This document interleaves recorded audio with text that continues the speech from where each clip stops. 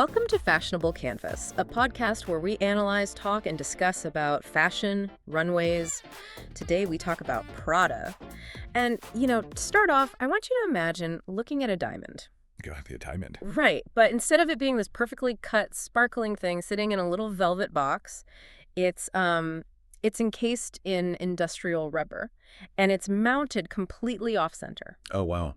Yeah, that is a very different vibe. Exactly. It's jarring because when you look at a traditional, silk ball gown from a heritage house, you immediately see the craftsmanship, you see the flawless drape, and you just point and say, yes, that is beautiful. Right. It's a universally understood language of beauty. There's no translation needed. But when you step into the world of Prada, suddenly you're looking at a landscape that is intentionally challenging. It's murky, and honestly, sometimes it's even a little awkward. It is definitely awkward sometimes. And I mean, that is entirely by design. Today's deep dive is really about dissecting one of the most intellectually rigorous brands on Earth. Yeah, our mission today is to understand how this brand that absolutely refuses to simplify things, a brand that actively challenges traditional beauty, somehow managed to become this massive global cultural force. And it's a force built entirely on contradiction, which is what I love about it. We're looking at a history that spans over a century, right? Easily. Yeah, and we'll be diving into a philosophy that literally weaponizes ugly fabrics, plus how they completely revolutionized industrial materials like nylon, and eventually established this incredible intersection with film and modern digital culture. Which is something very few legacy brands ever actually pull off without losing their soul. Exactly, and I promise you, by the end of this deep dive, you're going to see fashion not just as like clothing you put on your body to look nice. You're going to see it as a highly complex language of power, influence, and these deeply embedded social codes. Okay, let's unpack this, because to truly understand Prada's really complex identity today, we have to kind of rewind to the foundational pivot. We have to go back to the beginning. Right. We have to look at how they evolved from a pretty standard heritage brand into this philosophical powerhouse. So back in 1913, when Mario Prada founded the company in Milan, it was strictly a leather goods business. Strictly leather. Trunks, bags, that sort of thing. Yeah, they were operating very safely within the traditional parameters of what a luxury leather goods company was supposed to be. They provided highly functional, beautifully crafted luggage for a very wealthy, very conventional clientele. It was safe. It was, predictable luxury. Pretty predictable. But the true turning point, the absolute revolution that defined the brand we know today, that didn't happen until the late 1970s. Right, when Prada took creative control. Exactly. And she didn't just, tweak the designs or update the brass hardware on a suitcase. She entirely reshaped how the brand communicated with the world. She kind of blew it up. She totally did. She introduced a philosophy that actively attacked the era's standard definition of glamour. Because back then, fashion was all about looking traditionally alluring, right? Yeah. But she leaned hard into purposeful contradiction. And you see that exact contradiction in those early runway collections. Right. I mean, we are talking about the purposeful use of literally ugly fabrics and these distinctly awkward silhouettes. Oh, the silhouettes were so jarring for the time. Let's take the spring 1996 Banal Eccentricity collection as a perfect example. You had tailoring that just felt slightly off balance. Yes. And you had these colors that the high fashion world typically completely shunned, like sludge greens, muddy browns, and these clashing geometric prints that looked like, 1970s upholstery. It was basically your grandmother's old couch walked onto a runway. Exactly. Okay, think of it this way. Prada isn't the catchy, easy-listening pop song that gets stuck in your head on the very first listen. No, definitely not. It's the complex, dissonant jazz track. You have to listen to it 5 times to truly get it. You actually have to understand the underlying theory before you can appreciate the melody. That is a great way to put it. Yeah. Because once you do understand that jazz track, standard pop music suddenly feels incredibly boring, right? Totally boring. And what's fascinating here is that Prada understood that by rejecting the obvious, she could turn clothing into a form of active commentary. Which is such a massive shift from just making pretty dresses. Exactly. When you look closely at Prada's evolution, you realize that minimalism is always coexisting with this intense complexity. They don't just draft a dress pattern and call it a day. Right, they layer meaning into the textile itself. Yeah, their collections are constantly referencing politics, gender norms, workwear uniforms, and really deep social codes. So when someone wears an awkward silhouette from Prada, they are signaling something entirely different to the world than someone standing next to them in a traditional, form-fitting gown.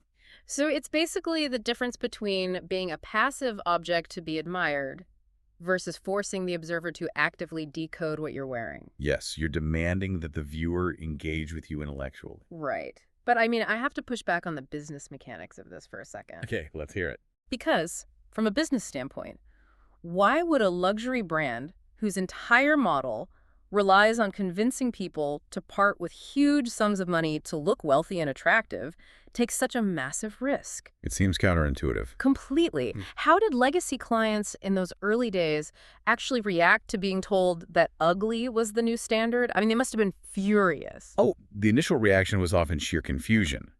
But that friction was entirely the point. It challenged the observer's preconceived notions of value. So they wanted the confusion. Exactly. Think about it.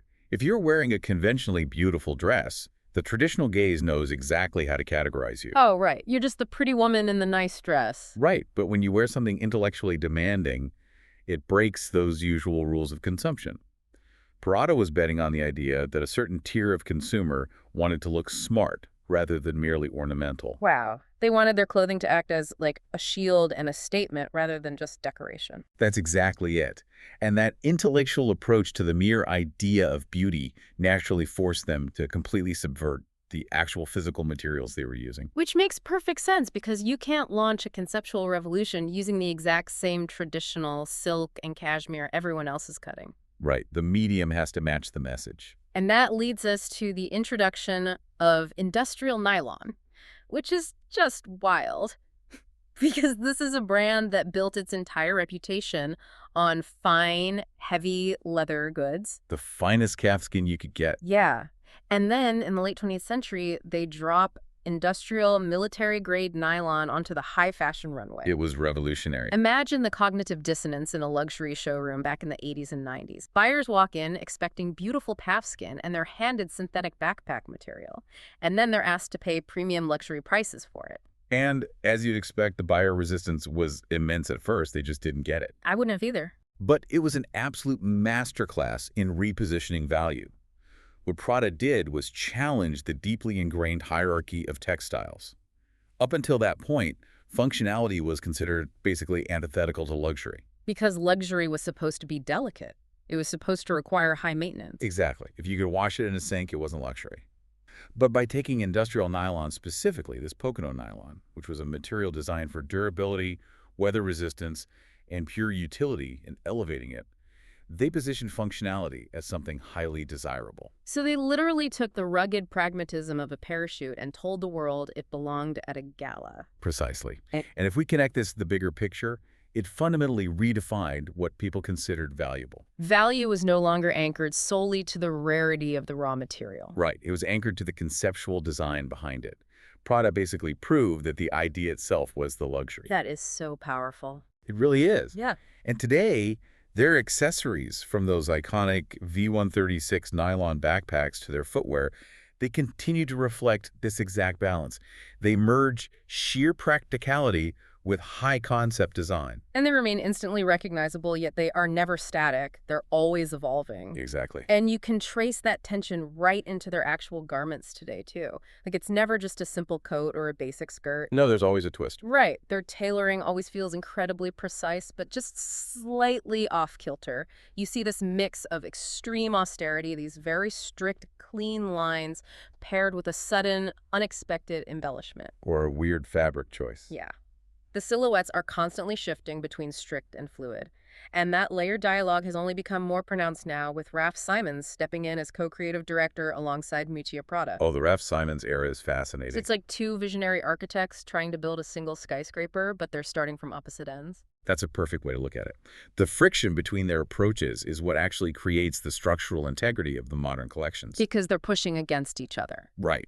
Prada never wanted a single dictatorial vision. They thrive on a layered one. The tension between Miuccia Prada's foundational subversion and Raf Simons' modern architectural eye creates clothing that demands your attention specifically because it refuses to be categorized easily. It's a constant push and pull. Yeah, they're forcing a continuous dialogue between different generations and aesthetics. And that refusal to be easily categorized, that intellectual rigor, it gives Prada this immense, almost intimidating authority within the fashion industry. Very intimidating. They aren't chasing the current season's trends. They are dictating the intellectual baseline for everyone else to follow. They're setting the agenda. Always. And that intimidation factor wasn't just felt inside the industry. It bled into mainstream culture so deeply that Hollywood realized Prada's specific brand of ruthless intellectualism was the perfect vehicle to explain the fashion world to the masses. Oh, absolutely. Enter The Devil Wears Prada. Yes, a film that completely shifted the public's understanding of what the fashion industry actually is. It was a total game changer for public perception. Now, here's where it gets really interesting.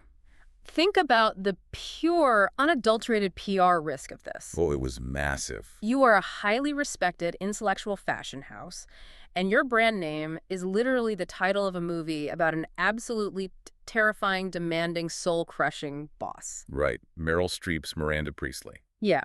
I mean, most corporate brands would have armies of lawyers drafting cease and desist letters immediately. They would panic at the thought of their family name being synonymous with a ruthless Hollywood villain. Then run in the other direction. But Prada allowed it. They even provided clothing for the film. So my question is, why take that risk? How did allowing themselves to be associated with Miranda Priestly actually reinforce Prada's real-world power? Well, it reinforced their power because Prada has always operated comfortably in the realm of cultural narrative. Yeah. They understood exactly what the film was actually saying. It wasn't just a simple comedy to them. No, not at all. The movie wasn't a takedown of fashion. It was a deeply observant look at the immense pressure and the invisible labor that sustains the illusion of effortless beauty. Ah, so they saw the truth in it. Exactly. Prada recognized that being feared in this specific context wasn't a negative, it was an acknowledgement of their absolute authority. It solidified them as the apex predator of the fashion ecosystem. Basically, yes. And you see the thesis of Prada's entire worldview perfectly distilled in that famous cerulean sweater monologue. Oh, that is one of the best scenes in cinematic history. It really is. Miranda Priestly essentially dresses down her assistant by explaining that the lumpy, casual blue sweater she bought on clearance was actually selected for her years prior by the people in that very room. It's a brilliant breakdown of how high fashion dictates global economics. Totally. It forces the audience to realize that even if you think you are opting out of the fashion system, you are still completely bound by its rules. And that monologue perfectly aligns with Miucci Prada's real-world thesis. Right. Fashion isn't just about picking out a pretty garment. Right. It is a multi-billion-dollar arena of power, perception, and high-stakes decision-making that trickles down to every single manufacturing sector on the globe. It's architecture, essentially. Yes. And by absorbing the aura of unshakable authority presented in the film, Prada elevated itself above mere clothing. They became synonymous with the invisible architecture of culture itself. Which is exactly where they want to be. And now, we have the anticipation for The Devil Wears Prada too. Which is so exciting, but also very interesting given the timing. Right, because the landscape has completely shifted since that first movie came out in the mid-2000s. The original film was defined by this traditional, top-down editorial power. One magazine editor dictating what the world wore from a high-rise office in Manhattan. Exactly. But today, the entire system has been disrupted by digital media, global audiences, and entirely new forms of decentralized influence. Which perfectly mirrors the internal evolution we are seeing at Prada right now. They've had to adapt. Yes. They aren't just relying on the old top-down editorial hierarchy to maintain their relevance anymore. They have adapted their intellectual rigor to fit this highly connected digital world. And they are achieving this by operating as a massive cultural platform rather than strictly a fashion house that just sells clothes. That's exactly what they're doing. It's like Prada is building an entire cinematic universe. Like you look at the Fondazione Prada in Milan. Have you been? It's incredible. I haven't, but I want to go so badly because it isn't just a corporate marketing stunt where they slap a Prada logo on an art exhibit to chase visibility. No, it's a dedicated, serious platform for contemporary culture. They are funding deep, challenging projects in art, architecture, and film. They are essentially saying, we don't just dress the culture, we are actively curating and building it. Right. The clothes are just your tickets to enter this broader intellectual universe. Yeah. And that distinction is vital. When a brand acts as a cultural curator, their influence extends far beyond the runway. And you see this modern cultural strategy executing flawlessly in how they handle their global ambassadors today. Oh, the ambassador shift has been huge. It really has. They have pivoted away from strictly Western-centric celebrity models and have boldly integrated into the Korean and K-pop space. Specifically, tapping figures like Jaehoon and Karina. Exactly. So, what does this all mean for the mechanics of their modern business? Let's look at the ground level economics here. The move toward K-pop isn't just about gaining social media followers, right? No, it's highly strategic. It's about the very real mechanics of moving physical inventory in massive Asian markets, where these fans have an unprecedented level of purchasing dedication. The loyalty is unmatched. But from a philosophical standpoint, I'm curious what you think about this. Does partnering with these universally beloved, highly polished K-pop idols dilute their old, ugly chic, hard-to-understand exclusivity? It's a natural question to ask, for sure. But if we connect this to the bigger picture, it is not a dilution. You don't think so? Not at all. It's an evolution of their cultural dialogue. Prada still refuses to aim for immediate, shallow consensus. When they choose ambassadors like Jaehoon and Karina, they aren't just picking faces out of a hat based on engagement metrics. Right. They're not just looking at follower counts. Exactly. They're engaging individuals who bring incredibly distinct personal images and immense cultural weight to a global dialogue. Because these artists operate within their own highly rigorous systems, right? Exactly. These artists are navigating intense pressure, global scrutiny, and complex artistic evolution in their own right. The K-pop system is intense. Oh, it's a fascinating study in social codes and highly structured presentation. By bringing these specific figures into the Prada ecosystem, the brand is really continuing its century-long conversation about power, perception, and modern social codes. They're just using a new generation's lens to do it. Perfectly said. It merges high-minded philosophy with modern market realities, all without compromising that core intellectual identity. Which brings us back to why Prada remains so untouchable after more than a century. It is their absolute refusal to simplify the narrative. They never dumb it down. Never. They introduce complex ideas that take time to digest. I mean, sometimes those ideas hit the runway and people don't understand them for another 5 years. And then suddenly everyone is copying it. Right. In a landscape that is almost entirely driven by the speed of fast trends and instant gratification, Prada's approach creates a bizarre kind of longevity. Because true influence doesn't come from giving people exactly what they already know they want. It comes from challenging them to see value in what they previously misunderstood. That's a great point. Finding depth in unexpected places and valuing the challenging over the easy is an incredibly rare trait in a world of constant information overload. Prada proves that when you continually question, reinterpret, and refine your own aesthetic, you transcend fashion. You become a permanent fixture in the culture. You really do. And honestly, it completely shifts how you view the objects around you in everyday life. Oh, for sure. We've talked about how Prada took industrial parachute nylon and awkward tailoring and literally forced the world to recognize it as the absolute pinnacle of luxury. They rewrote the rules. So I want to leave you with a final thought to mull over today. Take a look around your own home right now. Really look at the objects surrounding you. It's a fun exercise.